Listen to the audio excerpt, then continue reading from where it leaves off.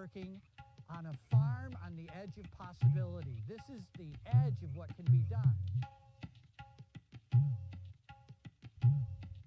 Good morning. My name is Tom Ward. I'm a permaculture counselor. I help people design their landscape.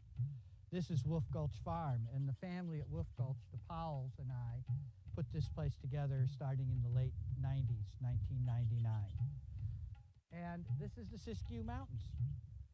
And that back ridge, Dutchman's Peak, the Pacific Crest Trail runs along it, is at about 42 degrees latitude. It's the Oregon-California border. And we're standing here at about 2,600 feet elevation. And right now, we're looking at what was done about 12 years ago when we built this place. And now we have an operating farm. It mostly grows seed crops and CSA vegetables and feeds the people who live on the farm. And the whole thing is laid out in Keyline principles, which is an Australian method of soil management and of water management and of looking at the landscape for its patterns. And we're now going to go for a tour and look at this system.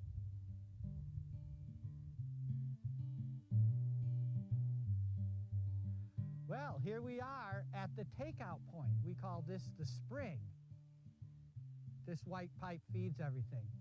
And this watershed above us runs a mile or more up to the ridge and has lots of different heads. It's way more than a square mile. And the water just sinks in all the time. And at last it comes up. And right now, we've got water running. This is a system that mostly runs underground. This creek, this gulch. And here it's at the surface, and we're skimming. We're just taking some water off the top of a bigger flow. And you can see that we've got water. Check out this cottonwood tree. This is the barn pond, we call it.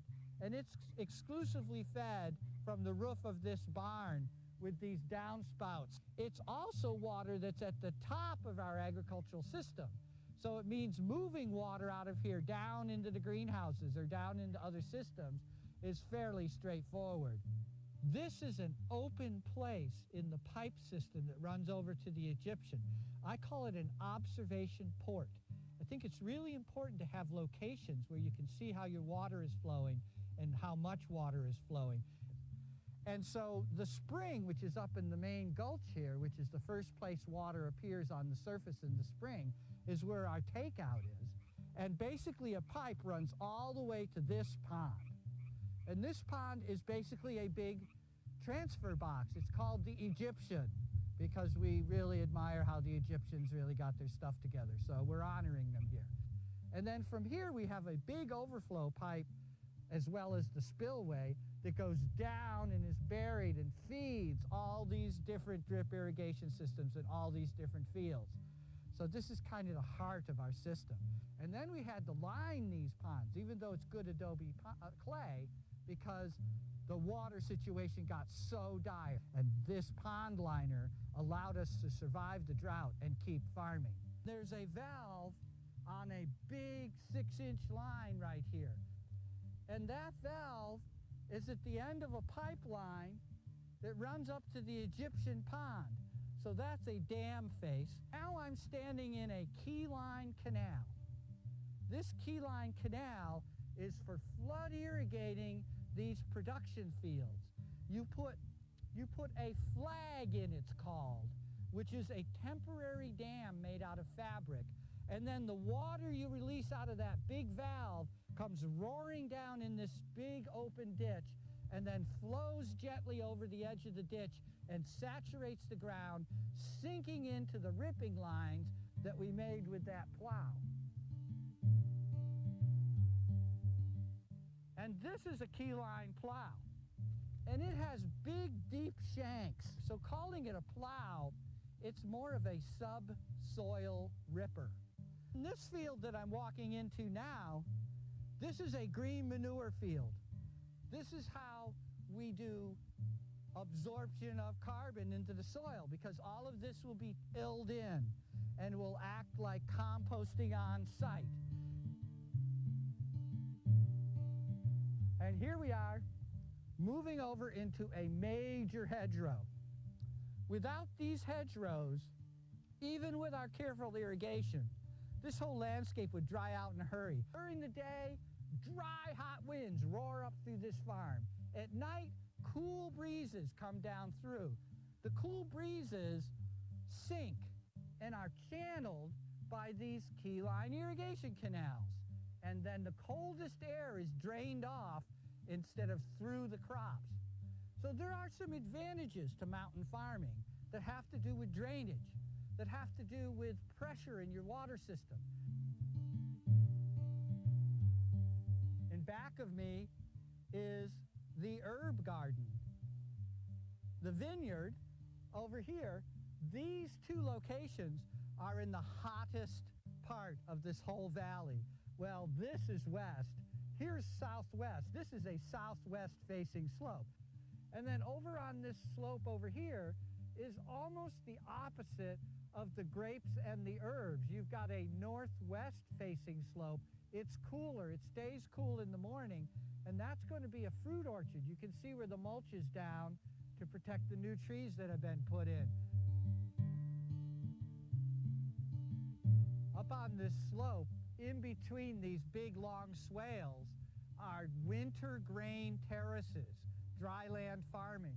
And just below each of the swales are lines of walnut trees. So this is agroforestry in the making. And we're able to irrigate those crops because of the Egyptian, because these are still below the height that the Egyptian pond is at, and we can run drip irrigation over to all these trees we're establishing. This pond, the red shale pond, it's right now pretty much full, and it is almost 12 foot deep, 14, 12 foot deep. It holds a lot of water. This is what I call a heroic pond, especially when we put a pond liner in it. When we first built this pond, we did test pits. We found good clay, but when we got the bulldozers in, we hit rock at the far end of this pond, and that rock turned out to leak, even though we patched it with clay. So we ended up putting in a big pond liner. This is an awesome swimming pond, and the kids are down here all the time. That's the main valve array, a great big 8-inch pipe that runs straight through the dam into the pond. And then below this pond is our best production fields. These are the fields that have really been in high production. We've got water for sure through the whole season because of this giant reservoir. And we've got really good pressure. And this whole thing is also laid out on Keyline.